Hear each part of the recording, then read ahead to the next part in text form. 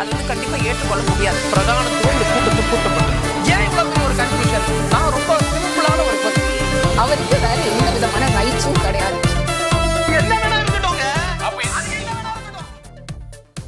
வணக்கம். நேர்பட பேசு நிகழ்ச்சிக்கு வரவேற்கிறோம். திமுகவுடைய செயற்குழு கூட்டம் இன்று நடைபெற்றது. 12 தீர்மானங்கள் செயற்குழுவில் நிறைவேற்றப்பட்டிருக்கின்றன. அதேபோன்று திமுக தலைவரும் முதல்வருமான திரு ஸ்டாலின் 200 தொகுதிகளை திமுக இந்த முறை வெற்றி பெறணும், 7வது முறையாக மீண்டும் திமுக ஆட்சி பொறுப்புக்கு வரணும், அதை இலக்காக தீர்மானித்து வேலை செய்யுங்கள் அப்படின்னு திமுக தொண்டர்களுக்கும் நிர்வாகிகளுக்கும் அறிவுறுத்தி இருக்கிறார். அதே போன்று பாஜக மீதும் பிரதமர் மீதும் திரு அமித்ஷா மீதும் அதே போன்று திரு இபிஎஸ் மீதும் கடும் விமர்சனங்களையும் அவர் முன்வைத்திருக்கிறார். இதெல்லாம் தான் நேர்பட பேசுவின் பேசுபொருள். பிரதமரை அமித்ஷாவை விமர்சிக்கும் துணிவு பழனிசாமிக்கு இருக்கிறதா ஸ்டாலின்? பாஜக அதிமுக இரண்டுக்கும் தனித்தனியே கட்டம் கட்டுகிறதா திமுக அப்படிங்கிற தலைப்புல பேச இருக்கிறோம். திமுகவிலிருந்து திரு சூர்யா வெற்றிகொண்டான் பங்கேற்றிருக்கிறார். தமாகவிலிருந்து திரு முனவர் பாஷா இணைந்திருக்கிறார். வழக்கறிஞர் திரு அக்னீஸ்வரன் இணைந்திருக்கிறார். பத்திரிகையாளர் திரு சுவாமிநாதன் பங்கேற்றிருக்கிறார். வணக்கம் பிந்துல் அனைவருக்கும். திரு சுவாமிநாதன், 7வது முறையாக ஆட்சி 200 தொகுதிகளில் ஜெயிக்கணும் அப்படின்லாம் சொல்லியிருக்கிறார். மீண்டும் 2வது முறையாக நம்ம ஆட்சி பொறுப்புக்கு வரணும் அப்படின்னு சொல்றதுக்கும் 7வது முறையாக திமுக ஆட்சி பொறுப்புக்கு வரணும் அப்படின்னு சொல்றதுக்கும் வித்தியாசம் இருக்கு. அந்த 7வதுங்கிறது எண்ணிக்கை அடிப்படையில் பெருசா இருக்குங்கிறதுனால திரு ஸ்டாலின் அதை முன்னிலைப்படுத்துகிறாரா?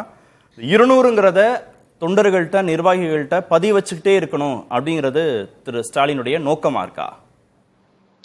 நிச்சயமா அந்த 221 தொகுதிகள்ல நடந்து முடிந்த நாடாளுமன்ற தேர்தல் முடிவுகளை நம்ம அலசி பார்த்தனாலே கூட 221 சட்டமன்ற தொகுதிகள்ல திமுக கூட்டணி முன்னிலை வைக்குது. சோ அதை பொறுத்த வரைக்கும் தொண்டர்கள் கிட்ட அவங்க வந்து தொடர்ந்து அந்த 200க்கு மேல ஜெயிப்போம் அப்படிங்கக்கூடிய ஒரு விஷயத்த அவர் பேசு பொருளா ஆக்கிக்கிட்டே இருக்காரு திமுகவினர் மத்தியில. இன்னொன்னு நீங்க குறிப்பிட்டது போல 7வது முறை அப்படிங்கக்கூடியது வந்து ஒரு தொண்டர்கள் கிட்ட ஒரு அதீத உற்சாகத்தை ஏற்படுத்துறதுக்கான ஒரு முன்னெடுப்பு. இன்னொன்னு ஒரு வழக்கமான அந்த உற்சாகமான உரை கூடவே அவர் சில விஷயங்களை ரொம்ப பாதுகாப்பாகவும் கையாண்டிருக்காங்க அப்படிங்கிறதையும் நம்மளால புரிஞ்சுக்க முடியுது. அதுல ரொம்ப முக்கியமா முதல்வர் அவர்களுடைய அந்த உரையை நம்ம கவனிக்கிறப்பயே அந்த உரையில ஒரு இடத்துல சொல்றாரு, இந்த வெற்றிக்கு தமிழக மக்களும் கூட்டணி கட்சியினரும் காரணம் அப்படிங்கக்கூடிய ஒரு வார்த்தையை முதல்வர் பிரயோகப்படுத்தியிருக்காரு. இதுக்குள்ள அவர் என்ன சொல்ல விரும்புறாருன்னா, யாரெல்லாம் கூட்டணி கட்சிகளை உடைக்கணும்னு ஒரு வியூகம் வகுத்தாங்களோ அதெல்லாம் நம்ம தவிடுபடி ஆக்கிட்டோம் அப்படிங்கிற விமர்சனத்தை கடக்கிறது ஒரு பக்கம். இன்னொரு பக்கத்துல திமுக கூட்டணிக்கும் இந்த வெற்றிக்கு பங்களிப்பு இருக்கு அப்படின்னு சொல்றதன் மூலமா அண்மையில வேல்முருகன் போன்றவர்கள் எதிர்குரல் எடுத்துட்டு வந்திருந்த நிலையில இந்த வார்த்தையும் வந்து ஒரு முக்கியமா நம்ம கவனிக்க வேண்டிய ஒரு விஷயமா 200 தொகுதிகள்ல திமுக கூட்டணி வெற்றி பெறணும்னு தான் அவரு அதையும் பதிவு பண்றாரு. திமுகன்னு சொல்லாம திமுக கூட்டணின்ற வார்த்தையை தான் பயன்படுத்துறாரு அவர். ஆமா, அது ரொம்ப நாகரிகமா அவர் தொடர்ந்து அந்த வார்த்தையை அவர் கையாடல் பண்ணிட்டு இருக்காரு. இன்னும் சரியா சொல்ல போனா இன்னொரு பக்கத்துல அதிமுக பாஜக இப்படி தனித்தனியா நிக்கிறாங்களா, போற போக்குல நம்ம வந்து வேற வழியே இல்லைன்னா அதிமுகவுக்கு பாஜக தான் சாய்ஸா இருக்கும் போதாங்கிறதுல இன்னும் நம்ம முழுசா முடிவுக்கு வந்துட முடியாது. ஆனா 2 கட்சியிலே அவர் சரிசமமா தராசுல வைத்து விமர்சிக்கிறார். நம்ம இதை இன்னொரு கோணம் கூட இதுக்குள்ள குறிப்பிட வேண்டி இருக்கு. நீங்க அழகா கேட்ட மாதிரியே வந்து பாத்தீங்கன்னா சார், அதிமுகவோட பொதுக்குழு நடந்துச்சு. அந்த பொதுக்குழுக்கு அடுத்த நாடு தான் ஒரு ஞாயிற்றுக்கிழமை பொதுக்குழு நடக்குது, செவ்வாய்க்கிழமை தான் இந்த விவாதம் வருது. அது ஒரே நாடு ஒரே தேர்தல் மசோதா விவாதம் வருது. அப்ப அவங்க அதை பத்தி எந்த கண்டனமும் தெரிவிக்கல. அதுல குறைந்தபட்சம் அது வந்து வலியுறுத்தவோ கண்டனம் தெரிவிக்கிற இடத்துலயோ அந்த பொதுக்குழுல எந்த விஷயமே பேசப்படல. ஆனா இங்க அவர் வந்து அமித்ஷாவை பத்தி பேசுறாரு, மோடி அவர்களோட அந்த திட்டங்களை பத்தி பேசுறாருங்கிறப்ப அவர் வந்து அதனாலதான் அதை விமர்சனமா முன்வைக்கிறார். சோ இந்த மாதிரி விஷயங்களை எடுத்து பார்க்கிறப்ப திமுகல வந்து அவர் 200 இடங்கள் வெற்றி அப்படின்னு சொல்றதுக்கு முன்னாடி 221 சட்டமன்ற தொகுதிகள்ல ஏற்கனவே அவங்க நாடாளுமன்ற தேர்தல் முடிவுகள் படி அந்த கூட்டணி முன்னிலையில இருக்காங்க. அப்ப அந்த வெற்றியை தக்க வைக்க வேண்டிய தேவை அவருக்கு இருக்கு. சோ அதை வந்து தொண்டர்கள் கிட்ட நம்ம ஜெயிக்கணும் எண்ண ஓட்டத்தை கிட்டத்தட்ட ஓராண்டுகளுக்கு முன்னாடி அவர் விதைக்கணும் அப்படிங்கக்கூடிய வாக்குகளை பிரிக்க எதிரிகள் தனித்தனியாக வந்தாலும் மொத்தமா வந்தாலும் நாம ஜெயிப்போம் அப்படின்னு சொல்லிட்டு ஒரு இடத்துல சரித்திர வெற்றி அப்படிங்கிறார். இதுவரைக்கும் திமுக பெறாத தொகுதிகளில் ஜெயிக்கணும் அப்படின்றார். அவ்வளவு ஸ்கோப் இருக்கா திமுகவுக்கு? அவ்வளவு நம்பிக்கையோட முதல்வர் சொல்றாரு. இல்ல, அது எதிர்கட்சிகளுடைய பலவீனம் தான் அவங்களுடைய நம்பிக்கையா இருக்கு. அது வந்து திமுகவினுடைய ஒரு பெரிய பலம்லாம் நம்ம சொல்லிட முடியாது. ஆனா எதிர்கட்சிகள் ஒன்றிணையாம இருக்காங்க. இப்ப வந்து பாஜக தலைமையில ஒரு அணி இருக்காங்க, அதிமுக தனித்து நின்று ஒரு 20% ஓட்டை ப்ரூவ் பண்ணி காட்டின அதிமுக இப்ப தனியா நிக்குது. இது வரைக்கும் பெரிய கூட்டணி அமைச்சர்ல தேமுதிக அந்த மாதிரியான சில கட்சிகள் தான் அவங்களோட இருக்காங்க. விஜய் புதுசா வர்றாரு. சோ ஆளுங்கட்சிக்கு எதிரான மனநிலை கொண்ட ஓட்டுகள் சிதறப்ப அது வந்து ஒரு திமுகவுக்கு கூடுதல் பலமா அமையும். அப்ப இப்ப விஜய் எல்லாம் உள்ள வர்றதுனால திமுக இன்னும் வலுவான இயக்கம் அப்படிங்கறத காட்டுறதுக்கு ஒரு சாதாரண வெற்றி போதாது அவங்களுக்கு.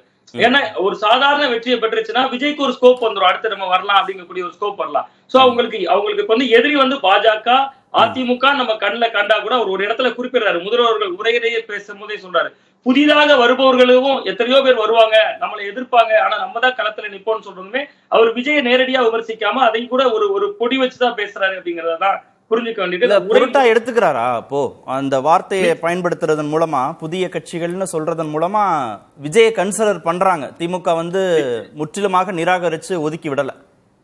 விஜயை பொருட்படுத்துறதுனால மட்டும்தான் உதயநிதி ஸ்டாலின் அவர்களுடைய உரையில இன்னைக்கு நான் கேட்க முடிச்சு 182 இளம் பேச்சாளர்களை உருவாக்கி இருக்கோம்.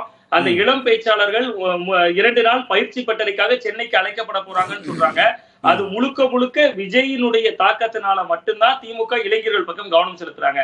இன்னைக்கு அதிமுக தவற விட்ட விஷயம் அது. திமுக இன்றைக்கு ஒரு இளைஞர்களுக்கு இவ்வளவு இம்பார்ட்டன்ட் கொடுக்கறதுக்கும், அதுல இன்னும் பாத்தீங்கன்னா அவங்க சொல்றாங்க, வாட்ஸ்அப் குரூப் எல்லாம் ஆரம்பிங்க, அதுல எல்லாத்துலயும் வந்து உங்க நண்பர்களுக்கு குடும்பத்தினருக்கு எல்லாம் பகிருங்க. இது அப்படியே நம்ம எடப்பாடி பழனிசாமி அவர்களுடைய பொதுக்குழுல பொருத்தி பார்த்தோன்னா அவர் ஆரம்பிக்கும் போதே சொல்றாரு, QR கோட் வச்சிருக்கோம், இதை ஸ்கேன் பண்ணி வாட்ஸ்அப் சேனல் வழியா எல்லாரும் உள்ள வாங்க அப்படிங்கிறது. இந்த சூழல்லாம் ஏன் திராவிட கட்சிகளுக்கு ஏற்படுதுன்னா, விஜய் என்கிற ஒரு புள்ளி இளைஞர்கள் வாக்குகளை மொத்தமா கபலீகரம் பண்ணிடக்கூடாதுங்கிறதுக்காக ஒரு அணை போடுறதுக்காக தான். அதனால திமுகவும் நிச்சயமா விஜய் பொறுப்படுத்துது, விஜயை பொறுப்படுத்துறாங்க அப்படிங்கறத தான் இந்த புள்ளியில நம்ம புரிஞ்சுக்க வேண்டியிருக்கு. ஓகே, திரு அக்னீஸ்வரன், 200ன்ற நம்பரை வந்து மீண்டும் மீண்டும் எங்கெல்லாம் வாய்ப்பு கிடைக்குதோ முதல்வர் அதை இலக்காக திமுக தொண்டர்களுக்கும் நிர்வாகிகளுக்கும் அதை நிர்மாணிச்சுட்டே இருக்கிறார்.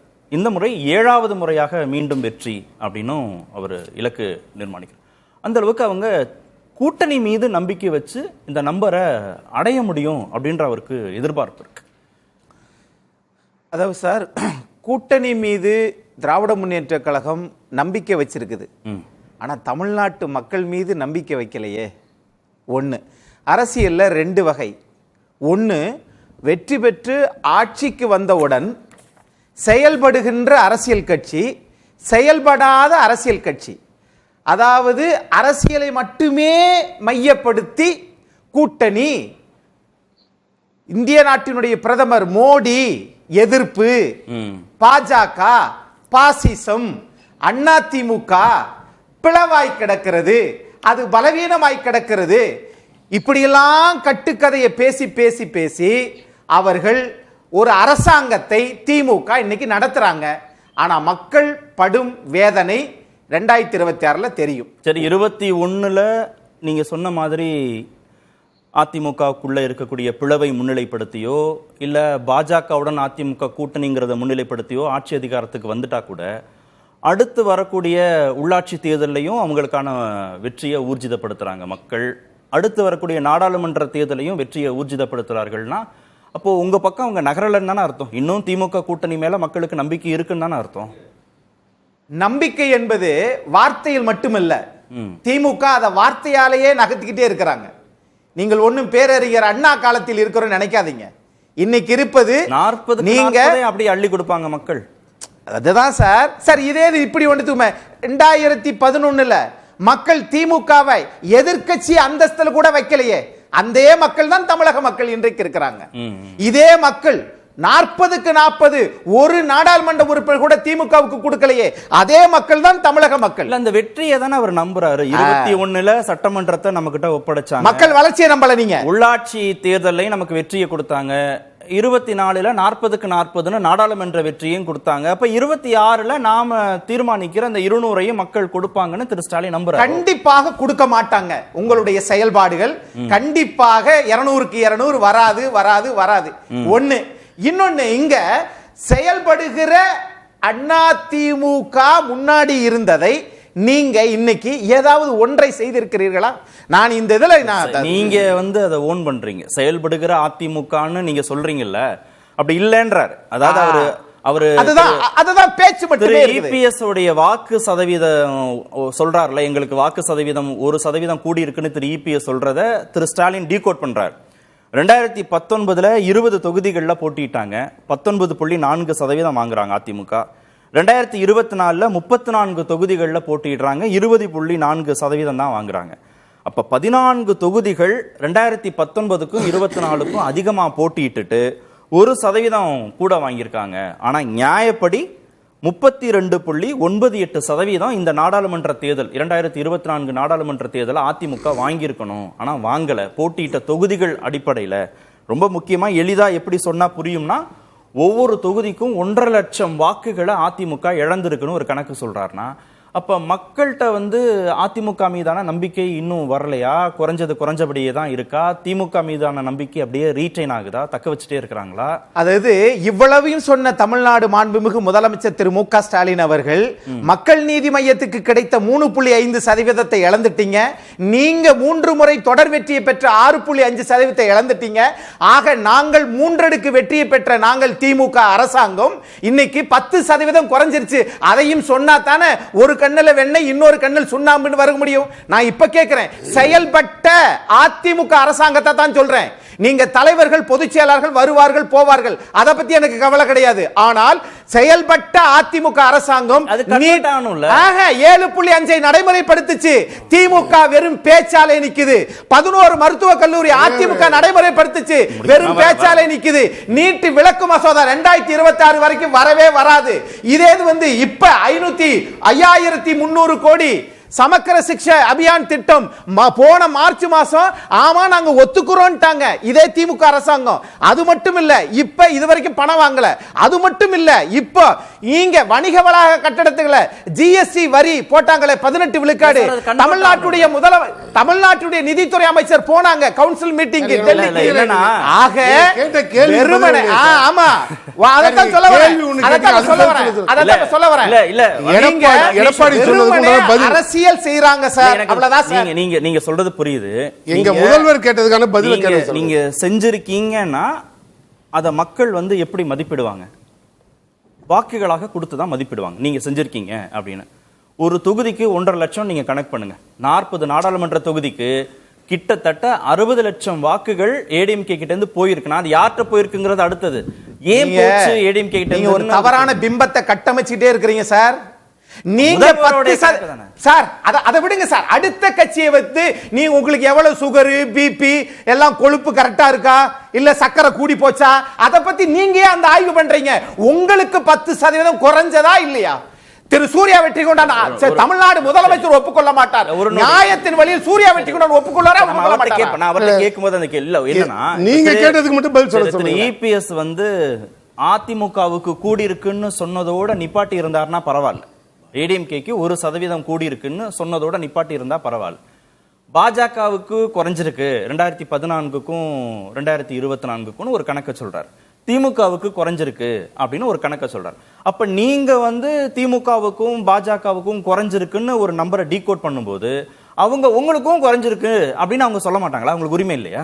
அதை சொன்னா நீங்க தவறான பிம்பத்தை கட்டமைக்கிறீங்கன்னா இப்ப நீங்க தவறான பிம்பத்தை திமுக மீதும் பாஜக மீதும் கட்டமைக்கலாமா? Correct sir. இப்பதான் சார் சரியான புள்ளிக்கு வந்து நின்றுருக்கீங்க.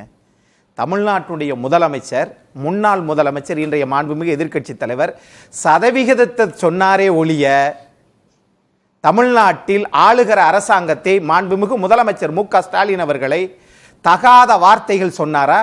கருத்துக்கு கருத்து பேச திமுக இன்றைக்கு குழம்பி நிற்கிறது. அரசாங்கம் தடுமாறுகிறது. நீதிமன்ற வளாகத்துக்கு வெளியிலே கொலை நடந்தால் அது தமிழ்நாட்டினுடைய எல்லைக்குள்ள தான் நடக்குது, காஷ்மீர்ல நடக்கலையே. இங்க சில வார்த்தைகளை தமிழ்நாடு முதலமைச்சர் பயன்படுத்துகிறார். இது பார்த்துட்டு இருக்கிற மக்கள் என்ன நினைக்கிறாங்கன்னா, இதுக்கும் நான் கேட்டதுக்கும் என்ன சம்பந்தம்? நீங்க என்ன கேள்வி கேட்டீங்க? ஓட் பெர்சன்டேஜ் அதத்தான் நாங்களும் சொல்றோம். உங்க ஓட் பெர்சன்டேஜ் குறைஞ்சதுக்கு காரணம் என்னன்னு தமிழ்நாடு முதலமைச்சர் சொல்லுவாரா? கேட்போம். டிஎம் கேட்ட அதனால இங்க நீங்க இத அக்செப்ட் பண்ணிக்கிறீங்களா? அப்போ இத நான் ஏத்துக்கறவே இல்ல. ஏத்துக்கல. ஒரு தொகுதிக்கு 1.5 லட்சம் குறைஞ்சிருக்குங்கறத ஏத்துக்கல. அது ஏத்துக்கறல. சரி, இத ஏத்துக்கிறீங்களா? 2011ல தமிழ்நாட்டுல நீங்க சொல்றீங்க 7வது முறையாக என்று தமிழ்நாட்டுல எதிர்க்கட்சி அந்தஸ்துல கூட உங்களை வைக்கல. 40 நாடாளுமன்ற உறுப்பினர்கள் உங்களுக்கு கொடுக்கல. உடனே கேட்டா சொல்லுவீங்க அப்ப எல்லாம் செல்வி ஜெயலலிதா அம்மா இருந்தாங்கன்னு சொல்லுவீங்க. இப்ப அது கிடையாது. நீங்க அதுவும் சொல்லிட்டாரு. எல்லா மக்களிடத்திலும் நீங்க உங்களை வந்து எம்ஜிஆர் ஆகவோ ஜெயலலிதாகவோ நீங்க வந்து கற்பனை பண்ணிக்காதீங்க. அது இல்லன்னு சொல்றாரு. அதே கரெக்ட் சார். அதே தான் நானும் சொல்றேன். நீங்க அதாவது தமிழ்நாட்டு மாண்புமிகு முதலமைச்சர் அவர்கள் பேரறிஞர் பெருந்தகை அண்ணாவாகவோ கலைஞராகவோ நீங்கள் கற்பனை பண்ணிக்கிறாதீங்க. ஏன் தெரியுமா? கலைஞர் அவர்கள் நெஞ்சுக்கில் நீதியில என்ன எழுதியிருக்கிறார்னா ஒரே நாடு ஒரே தேர்தலை ஆதரித்திருக்கிறார். அதே கலைஞருடைய புதல்வர், தமிழ்நாட்டுடைய முதல்வர் ட்விட்டர்ல ஒரே நாடு ஒரே தேர்தல் வேண்டாம் என்று சொல்லுகிறார். அப்ப இந்த முரண்பாடுகளை தாண்டி யாரும் பேசக்கூடாதுன்னு அதிமுகவை திரும்ப திரும்ப பலவீனம் பலவீனம் என்று சொல்லுவதனால் நீங்கள் துணை முதலமைச்சரை உங்களுடைய புதல்வரை ஆக்கியதை பேசாமல் இருப்பதற்காக அதிமுக பலவீனம். திமுகவுடைய அந்த மாறுபட்ட நிலைப்பாடு குறித்து நம்ம ஏற்கனவே விவாதங்கள்லையும் பேசியிருக்கோம். பாஜக தரப்புல இருந்து வரும்போது கூட விருந்தினர்கள் நெஞ்சுக்கு நீதி புத்தகத்துல திரு கருணாநிதி பேசியது குறித்தெல்லாம் அவங்க மேற்கோள் காட்டுறாங்க. ஆனா திரு ஸ்டாலின் என்ன கேள்வி கேட்கிறாருன்னா, ஏன் அதிமுக பாஜக எதிர்ப்புல, பிரதமர் எதிர்ப்புல, திரு அமித்ஷா எதிர்ப்புல எல்லாம் ரொம்ப உறுதியா நிக்க மாட்டேன்றாங்க? டங்ஸ்டன் சுரங்கம் குறித்து அவங்களுடைய நிலைப்பாடை ஏன் உறுதியா மத்திய அரசுக்கு எதிர்ப்பை வெளிப்படுத்தல? அம்பேத்கர் குறித்து திரு அமித்ஷா சொன்ன கருத்து சர்ச்சையானது, அது குறித்து ஏன் அதிமுக எதிர்க்கல அப்படின்னா சொல்லிட்டு, நீங்க கள்ள கூட்டணியா வந்தாலும் சரி, நேரடியான கூட்டணியா வந்தாலும் சரி, நாங்க ஜெயிப்போன்றார். அப்போ உங்களுக்கும் பாஜகவுக்கும் ஏதோ ஒரு ரகசிய உடன்பாடு இருக்கிறதா தானே திமுக தொடர்ந்து சொல்லிட்டே இருக்கிறாங்க. நீங்க தமிழ்நாடு அரசு என்ன அரசியல் செய்தாலும் இந்த பாஜக எதிர்ப்பு, அண்ணா திமுக பிளவு, இதை தவிர நீங்க உங்களை நிலைநிறுத்திக்கிறதுக்கு இதை ரெண்ட நீங்க தாரக மந்திரமா வச்சிருக்கீங்களே ஒழிய, டங்ஷன்ல தமிழ்நாடுனுடைய அரசாங்கம் என்ன அந்த கடிதத்தில் என்ன சொல்லுச்சு? ஏலம் விடுவது மத்திய அரசு 2023 திருத்தம். அந்த ஏலம் விடுவதில் 39 நாடாளுமன்ற உறுப்பினர்கள் நிலைப்பாடு என்ன? அதை யாருமே கேட்கவே மாட்டேங்கிறீங்களே. எல்லாமே ஆளும் அரசாங்கம் செய்தால் அது நல்லதுன்னு நினைக்கிறீங்க. அது மட்டும் இல்ல, நீங்க பேசுறது எல்லாமே அது நீங்க அண்ணல் அம்பேத்கரை பத்தி சொல்றீங்கல்ல, அவ்வளவு போர்க்குடி தூக்குறீங்களே, அது பேசியது பாஜக சொல்லியது தவறு.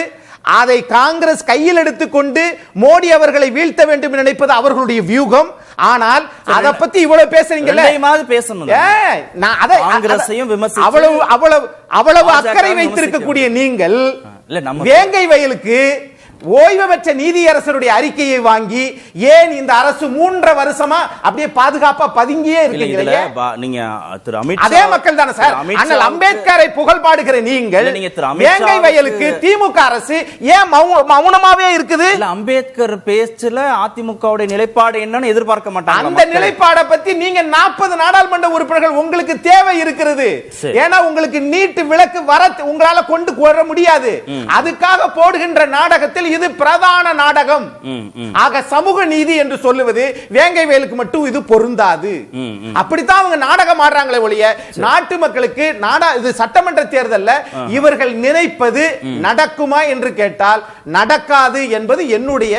திரு முனவர் பாஷா, இதுல 7வது முறை 200 தொகுதிகள்னு ஒரு அசாத்தியமான நம்பிக்கையோட திமுக இந்த முறை சட்டமன்றத்தில் களம் இறங்குறாங்களா சார்? அவங்களுக்கு ஆசைப்படுகிறார்கள் 200க்கும் மேற்பட்ட தொகுதிகள். இவர் 200 சொல்றாரு, உதயநிதி ஸ்டாலின் அதை விட அதிகமான தொகுதிகளை வெற்றி பெறுவோன்னு சொல்றாரு. இபிஎஸ் 200 சொல்றாரு, இபிஎஸ் 200 சொல்றாரு. மொத்தத்தில் இருக்கிறது 234 தான். அதை எப்படி பிரிச்சுக்க போறாங்கன்னு தெரியல. ஆனா மக்களை பொறுத்தவரை இன்றைக்கு தெளிவான முடிவோடு இருக்கிறார்கள். இன்றைக்கு இருக்கின்ற தமிழக அரசாங்கம் பல்வேறு வரிகளை உயர்த்தி, சொத்து வரி உயர்வு, குடிநீர் வரி உயர்வு, பால் விலை உயர்வு, இப்படி பல வகையில் பொதுமக்கள் மீது வரி சுமைகளை சுமத்தி இருக்கின்ற காரணத்தால் மக்களுக்கு இந்த ஆட்சியின் மீது ஒரு அதிருப்தி இருக்கிறது. அதே நேரத்தில் திராவிட முன்னேற்ற கழகம் எதிர்பார்ப்பதெல்லாம், எதிர்கட்சிகள் எல்லாம் பிளவுபட்டு இருந்தால் இந்த 4 பசுமாட்டை பிரிச்சுட்டு அடிச்சு சாப்பிடலாம் நினைக்கிற மாதிரி திராவிட முன்னேற்ற கழகம் அந்த கணக்குல தான் இருக்காங்க. நீங்க ஒண்ணு சேர்ந்துக்க வேண்டியதானே? அதுக்கான முயற்சிகள் கண்டிப்பா தமிழ் மாநில காங்கிரஸை பொறுத்தவரை நாடாளுமன்ற தேர்தலில் அந்த முயற்சி எடுத்தோம். இன்னைக்கு நீங்களே சொன்னீங்க, பல 2 மாநில தலைவர்களும் இரு துருவமா நிக்கிறாங்க. திரு அண்ணாமலை இந்த முறை அதிமுகவுடன் கூட்டணி இல்லன்றதுல, நீங்க அகில இந்திய கூட்டணி இல்லன்றதுல பாஜக என்ன சொல்றேன், அதனுடைய படிப்பினையே நாடாளுமன்ற தேர்தலே பார்த்துட்டோம். நீங்களே சொன்னீங்க, ஒரு சட்டமன்ற தொகுதியில நாடாளுமன்ற தொகுதியில 1.5 லட்சம் ஓட்டு அதிமுக குறைஞ்சு போச்சுன்னு சொன்னா அது காரணம் திராவிட முன்னேற்ற கழக கூட்டணி. பிரதமர் சொல்றதுக்கு ராகுல் காந்தின்ற ஒருத்தர் இருந்தார் வேட்பாளரா. அதிமுகவில் பிரதமர் வேட்பாளர் சொல்றதுக்கு இவங்க ஒருவேளை பாஜகவோட கூட்டு இருந்தா மோடியை பிரதமர் வேட்பாளர் சொல்லுகின்ற பொழுது இவர்கள் அந்த வாக்கை இழந்திருக்க முடியாது. இதற்கு முன்னால் நடந்த நாடாளுமன்ற தேர்தலில் பாஜகவோடு கூட்டு வைத்து தேர்தலை சந்தித்த போது ரவீந்திரன் ஒரு எம்பி தேனியில ஜெயிச்சார். இந்த முறை அந்த ஒரு எம்பி கூட வர முடியாமல் போயிடுச்சேன்னு சொன்னா கூட்டணி இல்லாம பிரிஞ்சு நின்னதனுடைய விளைவுதான். அதனுடைய விளைவு என்ன நீங்க நடக்குதுன்னு பாத்தீங்கன்னா, நாங்க பாஜகவுடன் கூட்டணி இல்லன்னு சொல்லி அதிமுக நிரூபிச்சுட்டே இருக்க வேண்டியதா இருக்கு. எப்படியாவது இந்த சட்டமன்ற தேர்தலையாவது சிறுபான்மை மக்களுடைய வாக்குகளை பெற்றணும் அப்படின்னு அவங்களுடைய முனைப்பா இருக்கு. ஆனா திமுக ரொம்ப கவனமா அதிமுகவுக்கும் பாஜகவுக்கும் ஏதோ ரகசிய உடன்பாடு இருக்கு, அவங்க நேரடியாக கூட்டணியாகவோ மறைமுக கூட்டணியாகவோ எப்படியோ ஒண்ணு வந்துருவாங்க, அவங்களுக்கு அது ஒரு அஜெண்டா இருக்குன்னு மீண்டும் மீண்டும் அந்த சிறுபான்மை மக்களுடைய வாக்குகள் அவங்க பக்கம் போகாம திமுக பாத்துக்கிறாங்க. இல்ல சார், நீங்க சிறுபான்மை மக்களை பொறுத்தவரை தொடர்ந்து திராவிட முன்னேற்ற கழகத்தை 67 ஆதரிக்கிறார்கள். கண்ணியத்திற்குரிய காகிதம் இல்லத்து என்றைக்கு 67 திமுகவோடு அண்ணாவோடு கூட்டு வைத்தாரோ அன்றிலிருந்து தொடர்ந்து அந்த ஆதரவு. அப்படி ஒரு சூழலை மாறுகின்ற பொழுது இந்திய யூனியன் முஸ்லீம் லீக் திமுகவோடு வரவில்லை என்று சொன்னால் முஸ்லீம் லீக்கை உடைத்து லத்தீஃபை ஒரு லீக் ஆக்கி அவரோடு கூட்டு வைப்பார்கள். இப்படிதான் வந்து கொண்டிருக்கிறது. திமுகவுக்கு இஸ்லாமியர்கள் தொடர்ந்து வாக்களித்துக் கொண்டிருக்கிறார்கள். இவர்களை பொறுத்தவரை அதிமுக பல்வேறு மசோதாக்கள் வருகின்ற போது சிறுபான்மை மக்களுக்கு எதிரான அந்த மசோதாக்களை இவர்கள் ஆதரித்திருக்கிறார்கள் என்ற ஒரு எண்ணம் சிறுபான்மை மக்களிடம் இருக்கிறது. இவர்களை பொறுத்தவரை பாஜக இல்லன்னு சொன்ன பிறகு கூட்டணியில இன்னும் நம்பலையே சார். எஸ்டிபிஐ கூட்டு வச்சிங்க. எஸ்டிபிஐ போன நாடாளுமன்ற தேர்தலில் நம்ம டிடிவி தினகரனோட கூட்டு வச்சாரு. எவ்வளவு ஓட்டு வாங்கினாங்க? எஸ்டிபிஐக்கு ஒன்னும் ஓட்டு வங்கி பெருசா இல்ல. அதனால இவர்களை பொறுத்தவரை இவர்கள் முஸ்லிம்களால் நம்பப்படக்கூடிய ஒரு கட்சியாக அவர்கள் இல்லை. இப்பொழுது பாஜகவுடன் சேர்றதுதான் நல்ல சாய்ஸ். கண்டிப்பா இவங்க அப்படித்தான் நினைக்கிறாங்க மக்கள், சிறுபான்மை மக்கள். பாஜக அவனுடைய அங்கமாக அல்லது நீங்க சொல்ற மாதிரி பாஜகவோட ரகசிய உடன்படிக்கை இருக்கிற அதை விட நேரடியா வந்துடலாம் பாஜக கூட்டணியில.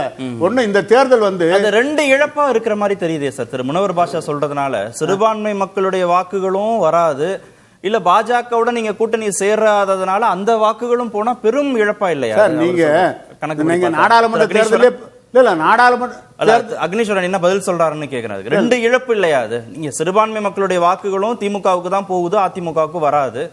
இன்னொரு பக்கத்துல பாஜகவுடன் கூட்டணி வைக்காததுனால அவங்களுக்கு வர வேண்டிய, அவங்க கூட்டணிக்கு போக வேண்டிய வாக்குகள் உங்களுக்கு வராதுன்னா ரெண்டு இழப்பு இல்லையா அது அதிமுகவுக்கு? இந்த ரெண்டு இழப்புக்கும் பதில் ஒரே பிரம்படிதான். ஒரு இந்த தாய்லாந்துலாம் போனீங்கன்னா ஒரு உள்ளுக்க புளியை நேரடியா பார்க்கும்போது அந்த பெரம்பு கையில கொண்டு போனேன்னா அது தன்னால உட்கார்ந்துருக்கும். அந்த மாதிரி இது ரெண்டுக்கும் மருந்து அதிமுகவினுடைய தலைவர் கையில தான் இருக்கு. என்ன தெரியுமா? நீங்கள் தமிழ்நாட்டினுடைய முதலமைச்சர் அவர்கள் திரு மு க ஸ்டாலின் அவர்கள் டெல்லியில போய் பாஜக கூட நட்பு வைத்துக் கொண்டு வெளியிலே மோடி எதிர்ப்பு என்று சொல்லுகிற அந்த தாரக பிரம்பை எடுத்து நீங்கள் சுழட்ட வேண்டும். ஆகவே அவர் செய்வது என்னதான் நாணயத்துக்கு அனுமதி வாங்கி கொண்டாலும் பொறுங்க. இங்க அதிமுக நீங்க சொன்னீங்கல்ல ரெண்டு இழப்பு வருதுன்னு சொன்னீங்கல்ல, இந்த ரெண்டு இழப்புக்கு காரணம் பாஜகவை கடுமையாக எதிர்க்க வேண்டும். உண்மையாக வெளிப்படையாக அதிமுக எதிர்த்தால் தன்னால பாஜகவும் அடங்கும். இங்க தமிழ்நாட்டுல திமுக திரும்ப ஆட்சிக்கு வராது. சொல்றாரு சேர்த்துக்கிட்டா ஒரு இழப்போட போயிடும்ல, சிறுபான்மை மக்களுடைய வாக்குகள் மட்டும் வராம போயிடும். பிஜேபிக்கோ இல்ல தேசிய ஜனநாயக கூட்டணிக்கோ வர வேண்டிய வாக்குகளாவது ஏடிஎம்கே பக்கம் வரும். அது இருக்கட்டும். பாஜகவோட கூட்டணி வச்சதுனாலதான் தொடர்ந்து தோல்வியை தருவோம் சொல்லியும் சொல்றது அந்த நிலைப்பாடுன்னு சொல்றீங்களே, அப்ப எது உண்மை? நீங்க பாஜகவோட கூட்டு வச்சுதான் ஜெயலலிதா பெற முடியாத வெற்றியை 74 சட்டமன்ற உறுப்பினர்களை பெற்றீங்க அதிமுக. இன்னும் சொல்ல போனா இன்னைக்கு எதிர்கட்சியாவே ஆயிருக்கீங்க. சரி, பாஜக 4 எம்எல்ஏக்கள் வந்திருக்காங்க. பாஜக கூட்டணியை மக்கள் ஏத்துக்கலன்னு சொன்னா உங்களுக்கு 24 சீட்டு கூட கொடுத்திருக்க மாட்டாங்க. முயற்சி பண்ணி சேர்த்து விடுங்க. 34% பாஜக கூட கூட்டணி இருந்தாலும் 34% அதிமுக வாங்குச்சு. ஆனா நீங்க உங்களால தானே அதிமுக 34% வந்துச்சு. நீங்க 2.6 தானே. ஒரு நொடி திரு சாமிநாதன் 3 புள்ளி. இதுல ஒண்ணு, எங்களுக்கு பாஜக கூட்டணியில வேண்டான்னு சிறுபான்மை மக்கள் வாக்குகளுக்காக சொல்ற அதிமுக, உங்களுக்கு சிறுபான்மை மக்களுடைய வாக்குகளை இனிமே கிடைக்காது, அது திமுகவுக்கு போது, வாங்க நம்ம எல்லாரும் ஒண்ணு சேர்ந்தா திமுகவை ஆட்சி பொறுப்புல இருந்து அகற்றலான்னு அழைக்கிற பாஜக. இன்னொரு புறம் அதிமுக பாஜக இடையே ரகசிய கூட்டணின்னு சொல்லி அதுல ஏதாவது பொலிட்டிக்கல் கெயின் கிடைக்குமான்னு எதிர்பார்க்கக்கூடிய திமுக. இதுல யாருடைய கணக்கு சாத்தியமாக வாய்ப்பு இருக்கு? இல்ல திமுகவோட கணக்கு தான் இதுல சாத்தியமாறதுக்கான ஒரு வாய்ப்பு தெரியுது. ஏன்னா அதிமுகவை பொறுத்த வரைக்கும் பாஜகவோட கூட்டணி இல்லை அப்படிங்கக்கூடிய ஒரு நிலைப்பாடு எடுத்துட்டாலும் கூட களமாட மாட்டாங்கல்ல சார்.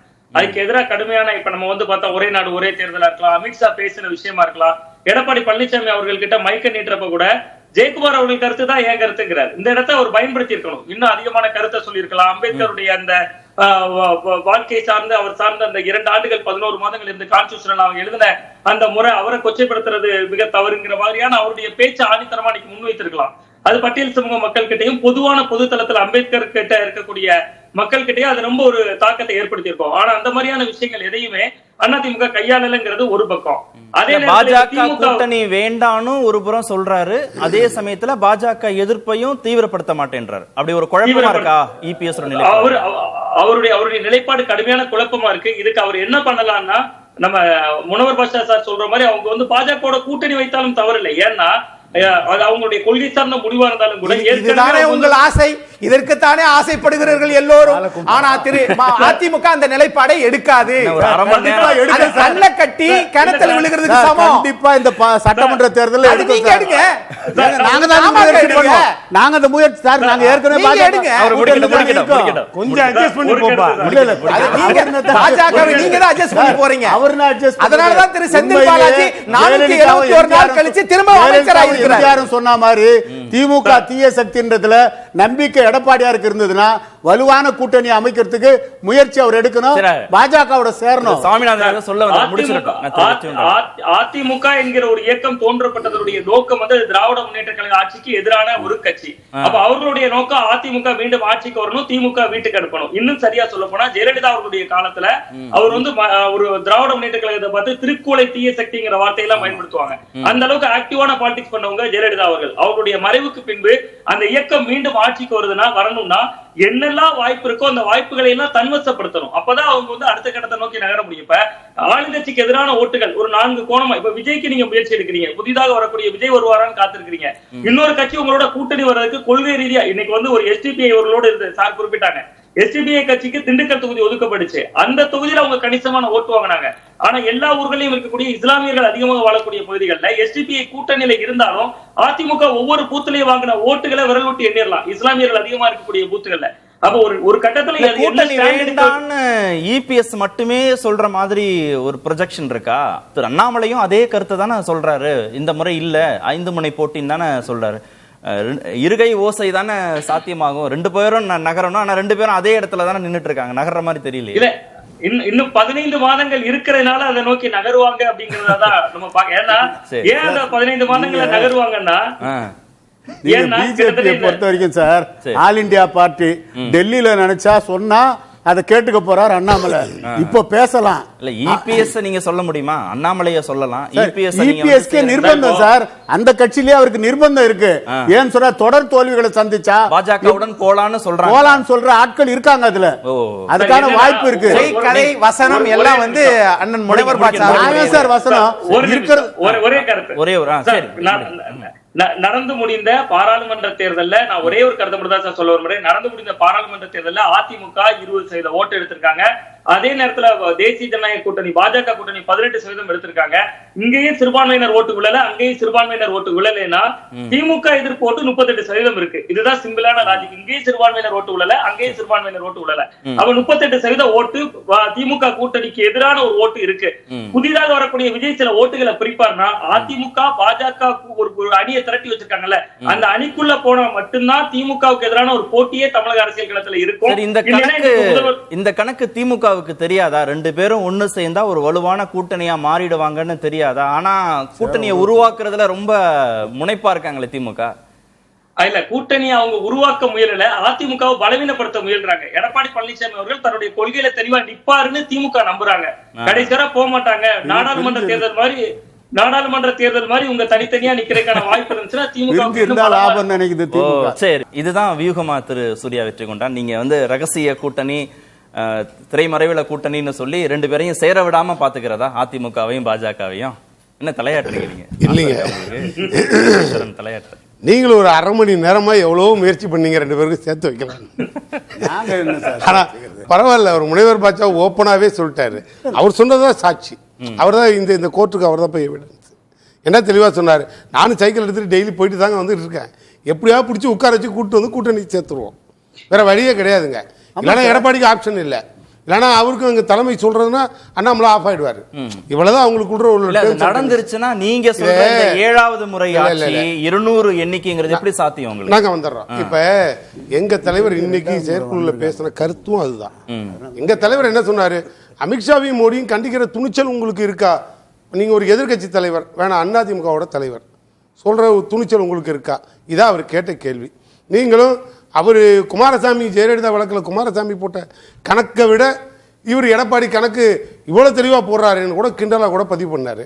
நீங்கள் அதை மடக்கி கேட்டீங்க. அக்னீஸ்வரன் அதுக்கு ஒத்துக்கவும் இல்லை, அது ஆமான்னு சொல்லவும் இல்லை, இல்லைன்னு சொல்லவும் இல்லை. தொகுதிக்கு 1.5 லட்சம் ஓட்டு உங்களுக்கு போயிடுச்சு அப்படின்னு நாங்கள் இவ்வளோ தெளிவாக சொல்லி நீங்கள் அதை ஒத்துக்கல. அது நாடாளுமன்ற கட்சி வீக்கா இருக்கு. நாடாளுமன்ற தேர்தல் அவர் சொன்னது வேட்பாளர் யாருன்னு சொல்லல. அவங்க உங்க கட்சியோட நிலைப்பாட்டை அவர் சொன்னார். எங்களோட நிலைப்பாடு நீங்க எங்களை கேட்டீங்க 10% ஓட்டு இப்படி போயிடுச்சா, 6% குறைஞ்சிருச்சான்னு. நாங்கள் கூட்டணி கட்சிக்கெல்லாம் சீட்டு கொடுத்துருந்தோம், இப்போ கூட்டணி எல்லாம் அவங்கவுங்க சின்னத்திலே நிற்க சொல்லிட்டோம். அதனால எங்களுக்கு அதில் ஒன்றும் செய்கூலியும் இல்லை, சேதாரமும் இல்லை, நாங்கள் தெளிவாகவே இருக்கோம். அதனால நாங்கள் ஃபுல்லாக 40க்கு 40 ஜெயிச்சுட்டு அடுத்த கட்டத்துக்கு வரோம். 234 வேல்முருகன்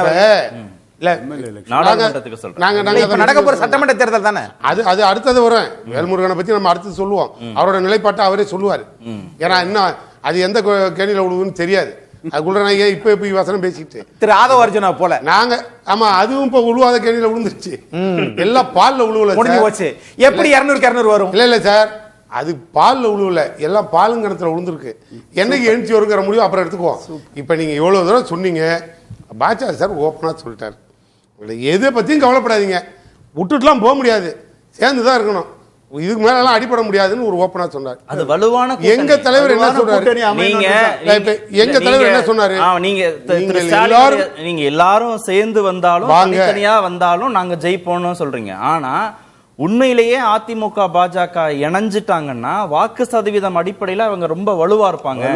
அப்படி இணைஞ்சிடக்கூடாதுன்றதுனால திமுக வந்து இபிஎஸ் நோக்கி தள்ளிட்டே இருக்கிற மாதிரி தெரியுது. நாங்க அதை பத்தியே போல சார், எப்படி ஓபிஎஸ்சி இபிஎஸ்சியும் ஒரு ஆளுநர் வந்து 2 கையை தூக்கி சேர்த்து விட்டு போனாரோ, அந்த மாதிரி இன்னைக்கு 2லையும் சேர்த்து விடுறதுக்கு அண்ணாமலையும் இபிஎஸ்சியும் சேர்த்து விடுறதுக்கு ஒன்று கவர்னர் வருவாரு, இல்லைன்னா மோடியே வருவார். எங்களுக்கு அதை பத்தி அவசியம் இல்லை. எங்க தலைவர் அதிமுக பாஜக கூட்டணி வந்தாலும் கவலை இல்லை. நாங்க தான் எங்க தலைவர் ஓப்பனா சொல்லிட்டாரு சார். எங்க தலைவர் இன்னைக்கு டிக்ளேர் பண்ணது என்னன்னா, கொண்டு வந்திருக்க நம்ம திட்டங்களை கொண்டு போய் திண்ணை பிரச்சாரமா மக்கள் மத்தியில சேருங்க, அது ஒண்ணு போறோம். இங்க எந்த தலைவருக்கும் தமிழ்நாட்டில் கட்சியை வந்து லீஸு கூடுற மாதிரி அடமானம் வைக்கிற மாதிரி தான் ஆட்சி நடத்துற மாதிரி கட்சி நடத்துறாங்களே ஒழிய இங்க யாரும் கொள்கைக்காக கட்சி நடத்தல.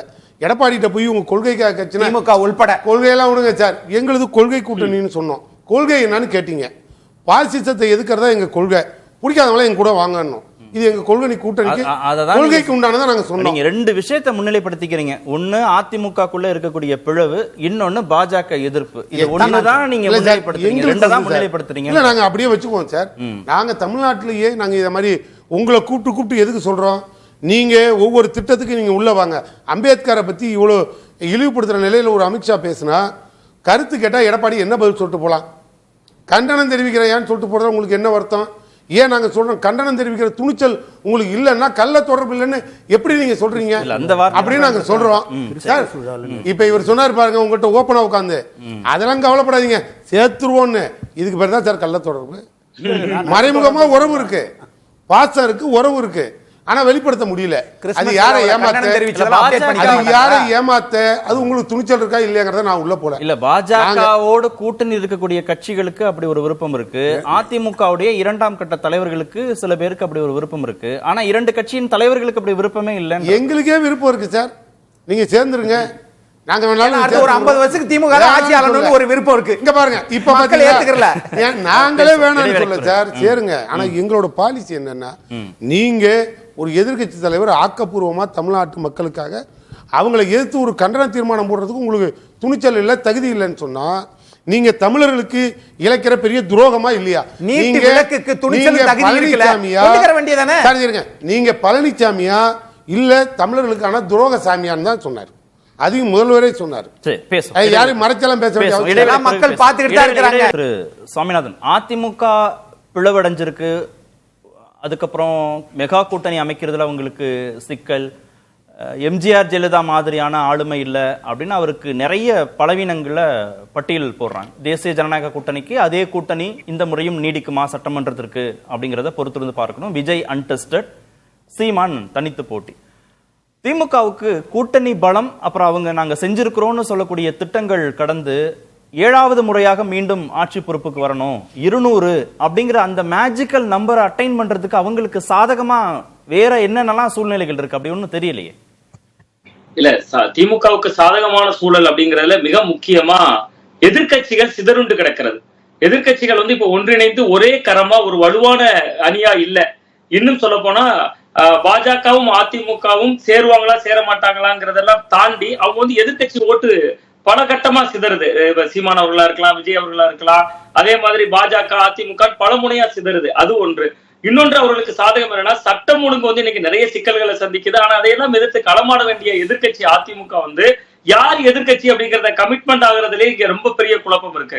இன்னும் சொல்ல போனா அண்ணாமலை அவர்கள் ஒரு பக்கம் களமாடுறாரு, எடப்பாடி பழனிசாமி அவர்கள் ஒரு பக்கம் களமாடுறாரு. சோ இந்த எதிர்கட்சிகளுடைய ஓட்டுகளை சிதறதுக்கான வாய்ப்பு அதன் மூலமா ரொம்ப பெருசா தெரியுது.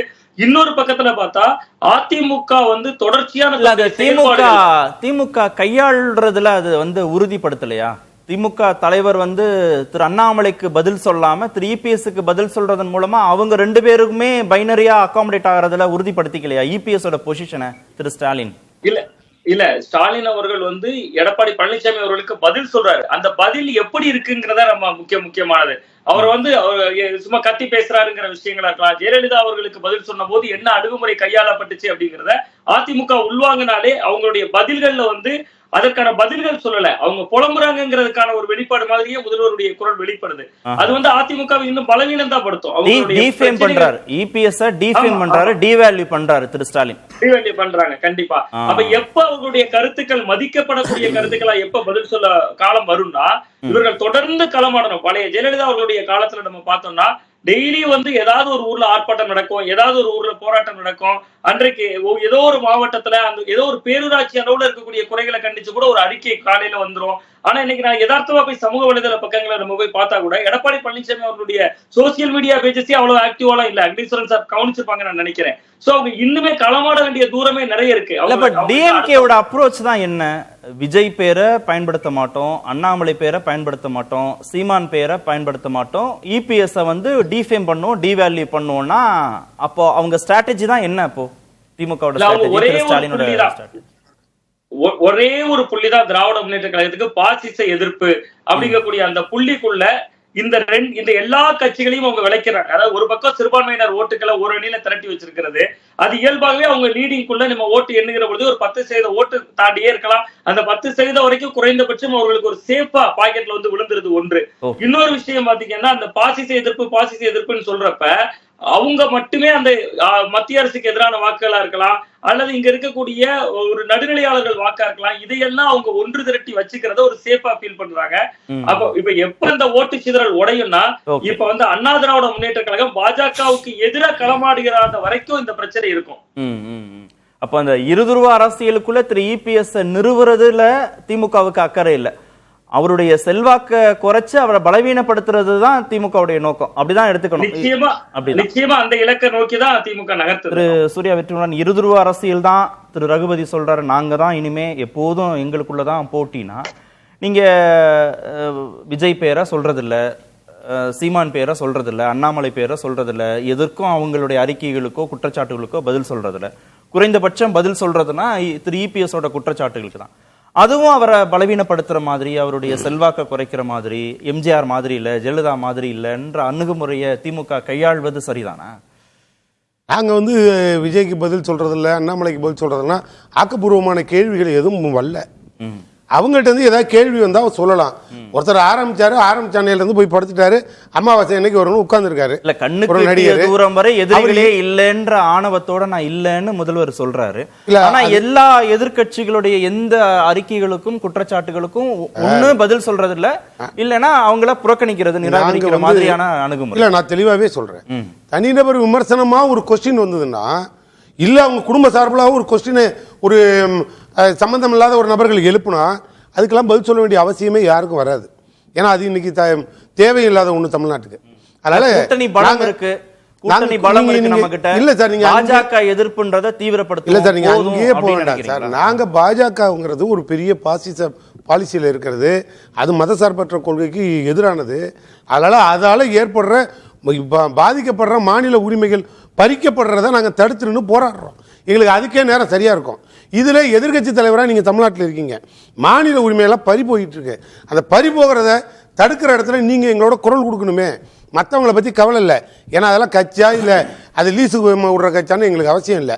நீங்கள் ஆக்கப்பூர்வமான எதிர்கட்சி, நீங்கள் கூப்பிட்டு சப்ஜெக்ட் ரிலேட்டடாக கேள்வி கேளுங்க, டங்ஷனாக கேளுங்க. டங்ஷனில் எங்களை நீ குறை சொல்கிற அளவுக்கு ஒரு கொஸ்டின் வச்சிங்கல்ல, உங்களை மதித்து நாங்கள் பதில் சொல்கிறோம். இல்லை, வரப்போகிறது சட்டமன்ற தேர்தல், இங்கே ஆட்சி பொறுப்பில் இருக்குது திமுக. திமுக எதிர்ப்பு அரசியல தானே அதிமுக கையாள முடியும். நீங்க தொடர்ந்து பாஜகவே எதிர்ங்க, நீங்க கேள்வி கேட்குறீங்க. நாங்க தான் சொல்றோம், நீங்க ஆக்கப்பூர்வமா எங்களை எதிர்கொஸ்டின் வைங்க. இதனாலதான் அந்த பிரச்சனை, இது ஏன் நீங்க தப்பு பண்ணீங்கன்னு சொல்லுங்க, அடுத்த நிமிடம் நாங்க அதை சரி பண்ணிக்கிறோம் அவரே பேட்டியில சொல்றாரு. ஆனா நீங்க அதை விட்டுட்டு நீங்க சம்பந்தமே இல்லாம மாநில உரிமைகள் பறிக்கப்படுதுன்னு எடப்பாடி பழனிசாமியை பார்த்து கேட்டால் அவருக்கு அது என்னன்னே தெரியல. உங்களுடைய பாஜக எதிர்ப்புன்ற நிலையை நோக்கி அதிமுகவையும் தள்ளுறீங்களே சார். எங்களுக்கு என்ன, நீங்க தள்ளவே வேணாம் சார், நாங்க ஏன் அதை போய் தள்ளணும்? நீங்க அதை அரசாங்கமா பாரு, நீங்க ஏன் உங்க பங்காளியா நாங்க சேர்த்து விட போறோம்? நான் கேட்கறது ஒரு கொஸ்டின் சார், நான் உங்கள்கிட்ட நியாயமா கேட்கிறேன். மாநில உரிமை பறி போதுன்னா எடப்பாடி பழனிசாமிக்கு என்னன்னு தெரியுமா சார்? நாங்க வேணா அதுக்கு விளக்கம் சொல்ல. கணேஸ்வரன், திமுக தரப்புல இருந்தும் திரு ஸ்டாலின் தரப்புல இருந்தும் ஒரு விஷயத்த பண்றாங்க. அதை நுட்பமா கவனமா பண்றாங்களா இல்ல எதேச்சையாக அது நடக்குதான்னு தெரியல. திமுக அதிமுகன்னு கட்சியாக வெர்சஸா கொண்டு வராங்க, இருதுருவ அரசியல்னு கொண்டு வராங்க. ஆனா அதுலயே ஸ்டாலின் வெர்சஸ் அதிமுகன்னு சொல்றது, ஸ்டாலின் வெர்சஸ் இபிஎஸ்ங்கிறத அவங்க அதிகமாக முன்னிலைப்படுத்துறது இல்லை. அந்த இடத்துல திரு இபிஎஸ் உடைய செல்வாக்க குறைச்சு இல்ல அவரை பலவீனப்படுத்தக்கூடிய அணுகுமுறைனா அது திமுகவுக்கு தானே பலம். அவரும் பொசிஷன் பண்ணணும், ஒரு முதல்வரும் எதிர்கட்சி தலைவரை பொசிஷன் பண்ணணும். ஆனா கவனமாக பொசிஷன் பண்றதை தவிர்க்கிறாங்க. இன்னொன்னு, பாஜகன்னு தானே நீங்க எதிர்க்கணும், மத்திய அரசுன்னு நீங்க எதிர்க்கணும். ஏன் நீங்க கூட்டணியில இருந்தோம் இழுக்க போறோம்னு நீங்க அணுகணும்? ஒன்றிய அரசு, இங்க மாநில அரசு, உரிமைகள் சார்ந்த விவகாரம் தானே நீங்க மத்திய அரசு அணுகணும்னு அவங்க கேட்கறாங்க. இந்த முதல்ல நீங்க கேட்ட கேள்வி அது எதேச்சதிகாரமா அப்படின்னு கேட்டீங்க. அது ஜனநாயகத்துக்கு நல்லது கிடையாது. நீங்க மக்களால் தேர்ந்தெடுக்கப்பட்ட அரசாங்கம் அப்படின்னு அடிக்கடி சொல்லிட்டு இருந்தீங்க எதிர்கட்சியா இருக்கும்போது. ஆளுங்கட்சி ஆனதற்கு பிறகு இல்ல, தமிழ்நாட்டுடைய மாண்புமிகு முதலமைச்சரும் வெர்சஸ் அதிமுக அப்படின்னு நீங்க நினைக்கிறேன். உங்களுடைய பார்வை அது ரொம்ப தவறா இருக்குது அப்படிதான் நான் பாக்குறேன். ஒண்ணு, நீங்க எப்படி மதிப்பு கொடுத்தாலும் தமிழ்நாட்டு மக்கள் அதிமுக திமுக என்கிற இருமுனை போட்டி தான் அப்படிங்கறத தேர்தல் வாக்குறுதியும் சொல்லுது, மக்களுடைய எண்ணத்தையும் அதைத்தான் பிரதிபலிக்குது. புகழ்ந்தாலும் புகழனாலும் அது கட்சியா தான் பார்க்கிறாங்கன்றீங்க மக்கள். 100% தலைவர்கள் மாறுவார்கள். இப்ப நான் இப்படி சொல்றேனே, நீங்க கலைஞர் அவர்கள் செய்த சாதனையை போல நீங்கள் இந்த 3.5 ஆண்டுகளில் தமிழ்நாட்டு மாநில உரிமைக்கு நீங்கள் சாதித்தது என்ன? இல்ல வெர்சஸ் வரும்போது அதுதான் செயல்பாடுகள் தான் சொல்றேன். எக்ஸிஸ்டிங் லீடர்ஸ்க்குள்ள தான் அந்த போட்டி இருக்கும். சார், நீங்க உங்களுடைய அண்ணா திமுக இரட்டை இலை கருகிவிடும் என்று சொன்னவர்கள் எல்லாம் கருகி விட்டார்கள், அது வேற விஷயம். ஆனா நீங்க தலைவரை நீங்க திரும்ப திரும்ப குறை சொல்றதுனால நீங்க நல்லது செய்யறோம்னு அர்த்தம் இல்ல. சித்தாந்தம் கோட்பாடு நீங்க பேச அரசியல் அவதூறு அரசியலா இருந்தாலும் அதையே திரும்ப திரும்ப நீங்க அறுவடை பண்ணிட்டே இருக்கீங்க பாருங்களேன்.